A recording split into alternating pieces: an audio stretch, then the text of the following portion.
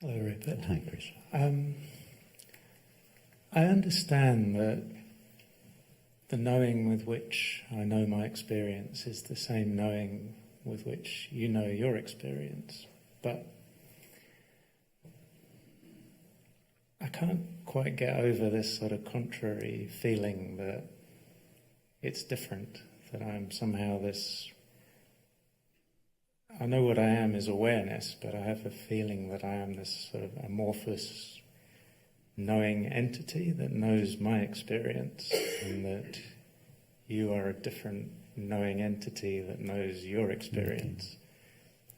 And I know my experience here, but wherever you are, it's not here. Okay, so if the knowing with which each of us knows our experience was different, there would have to be each field of knowing or field of awareness would have to be limited. Yeah, the field of awareness in which your experience appears and the field with which it is known, and the field of awareness in which my experience appears and with which it is known would be two separate fields. If you drew them on a bit of paper, they'd be two separate circles. So now, put that theory to the test of your experience and see if you can find an edge to the field of experience, the field of awareness in which your experience appears and with which it is known. I can't find an edge, but I'm also quite comfortable with the feeling of overlapping fields. But if they were overlapping fields, they'd have to be two different fields. And if they were two different fields, each would have to be bounded in some way. Would it? I don't really see What that. would distinguish them one from the other? The centre in which they come from. So it's a concept of space. Do you have an experience that awareness comes from anything, from a centre? I feel that my awareness is here. It's here. This is where my experience takes place. Here. The place you call here is a perception in awareness. Yes. That's your experience. This place you call it, that you point to as here, this physical location, your only knowledge of it is your current perception. It's the only place I know. That's where all my experience happens, is here. All your experience happens at a place, at what you call here. But if you investigate clearly the experience here, it is not a place in space. Yes. It is true that your experience always appears here. And if you investigate that experience, here is always the same experience. Yes.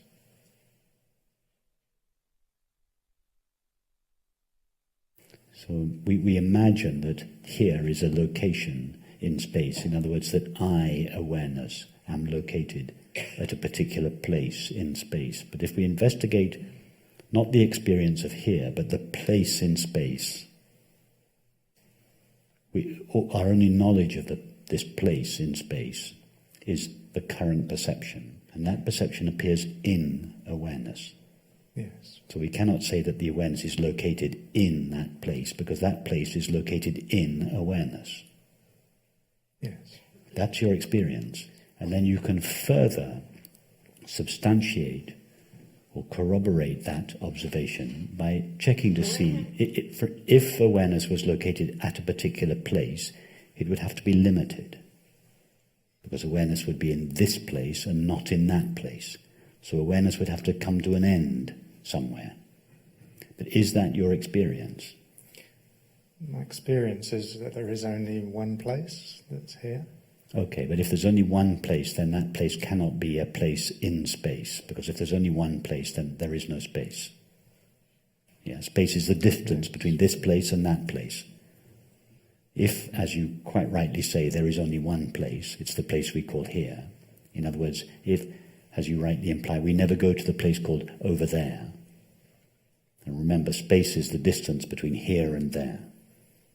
That we never go to the place called there. Nobody has ever stepped out of the here and visited the place called here. So actually, if you go really closely into the experience that you call here, here is not a place in space. Here is where I am, or where consciousness is. It's where my experience takes place, but it seems to me that your experience doesn't take place. When you say it is where my experience takes place, you immediately superimpose the idea of space onto awareness. Right. It's more accurate to say that here is the experience at which my experience takes place. And then you free it from any superimposition of space. Okay. Close your eyes now, Chris. Without referring to... Is it true to say that your experience, whatever your experience is now, is taking place at the experience you call here? Yes. Now, without reference to thought or memory, do you have any experiential knowledge of space? No. You see, the experience here and the experience of space are not the same experience. Just that simple experiment you've just done shows you that you can have the experience of being here without having the experience of being located in space. Now, why is it that when you open your eyes, the experience here is associated with space?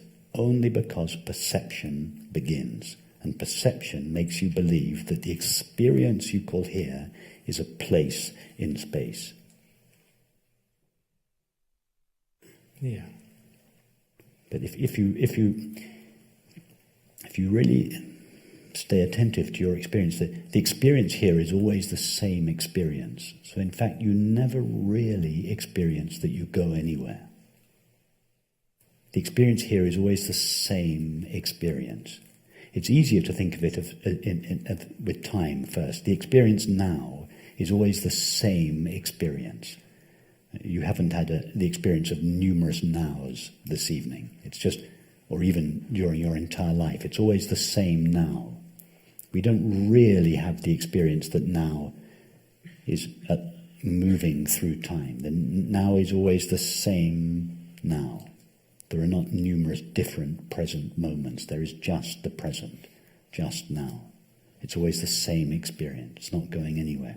Well, here is the same experience. It never changes. The experience here never changes. Wherever you are, in quotes, wherever you seem to be in space, the experience is always, I am here.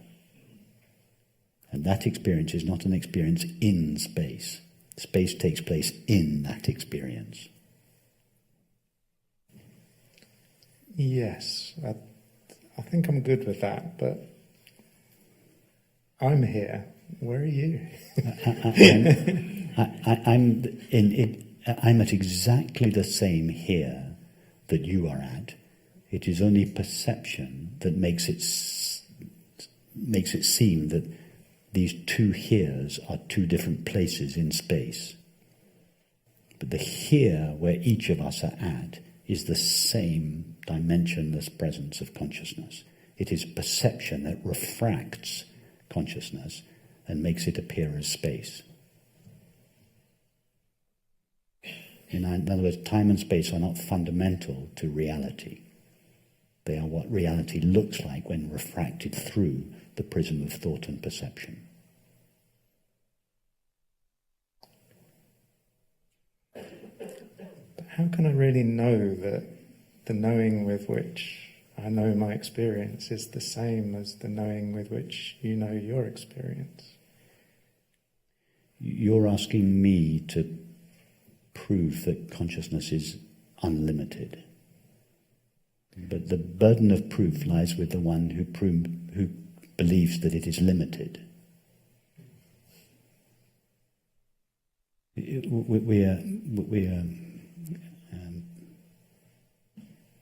not for the innocent person to prove that they are innocent. It is the one who thinks they are guilty to prove that they are guilty. We are innocent until proved guilty. We are not guilty and proved innocent. So it's the same. Consciousness is unlimited. That is our experience. We look for a limit in consciousness and we never find it. So it is not for the one who claims that consciousness is unlimited to prove it, because it is simply our experience. It is the one who believes that it is limited to prove it, to show the limit in consciousness. But I don't believe it's limited. It seems to me that there could be overlapping fields of consciousness, fields of awareness. But if doesn't they would, mean but if each they would, one has to be limited. if they were two overlapping fields, what would distinguish the two fields, one from the other? What would enable you? Okay, they're overlapping like this. But what would enable you to say that this one is different from this one? Well, they're obviously different because we have different experience. No, you're now talking about the content of consciousness. The content of this room is different from the content of the dining room. Yeah. Does that imply, does it prove or even imply that the space in which the content of this room appears is different from the space in which the content of the dining room appears? No, they're the same space. The content is different, but they're the same space. Now, why could not the content of your mind and the content of my mind be different, but the space of awareness in which they appear be the same? They could be. It's just it doesn't feel like that. I really want to believe that. Have you never experienced love? Yes. What do you think that experience is? When you feel love, do you not feel that your being and the being of the one you love is shared? Yes. I was wondering if that was the only way in. Maybe love is the evidence that consciousness is shared. Maybe that's the form that the evidence comes in. It can be articulated with a thought. Consciousness is shared, consciousness is infinite, but that's just a thought. But it must be more than a thought. It's not what's important is it an experience? Now, what kind of an experience would the experience of this shared consciousness be? That it would have to be experienced in some way. It would have to be an experience. You as you say, I don't believe it, but you don't want to just believe it or not. You want to experience. So there'd have to be some kind of experience that was the evidence that consciousness is shared. Could it be that love is that evidence? Maybe that's just what love is. The recognition of our shared being. Maybe that is the evidence.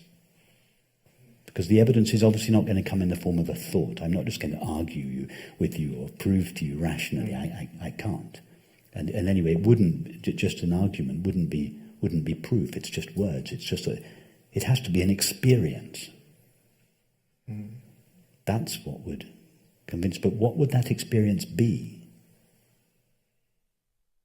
Maybe that's what consider the possibility that that's what love is.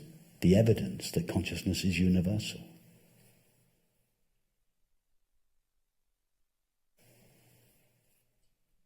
Yes. I mean, after all, whenever you feel love, don't you feel that whatever separated you from the other person, to a greater or lesser extent, dissolved? Yes. So my suggestion that love is the evidence that consciousness is universal. It is consistent with our experience that as the sense of separation diminishes in direct proportion to the sense of the diminishing of the sense of separation, love is experienced. The more separation, the less love. The less separation, the more love. And does this, again, not also make sense? Is there anything you value more in life than love? Is there anything you would want more in life than love? No.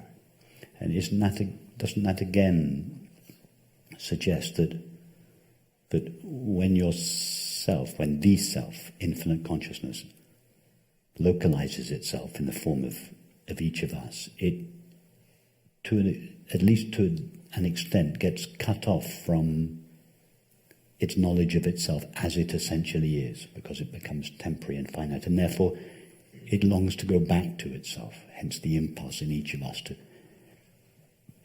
find happiness or to find love. And in other words, that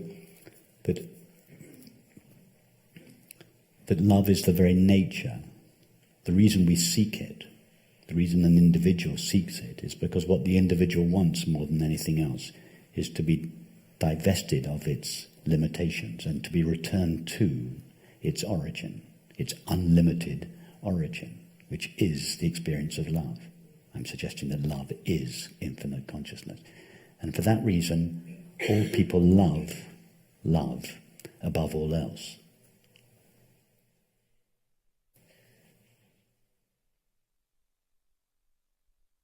Yes, I think that answers my question.